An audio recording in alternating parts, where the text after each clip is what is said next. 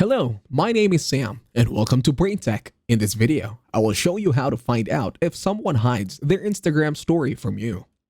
To start, open your Instagram and then open a story. This time, create a new story, then tap on the gear icon on the upper left and then click on plus story. And then in here, you'll see hide story from, and then go ahead and tag that person so they won't be able to view it. In this tutorial, I'll be switching accounts so that I will show you a demonstration. In here, I will search on my specific other account to see if I can view the story.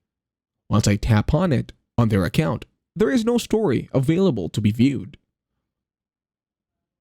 As you can see, I can only view the profile photo, not the story.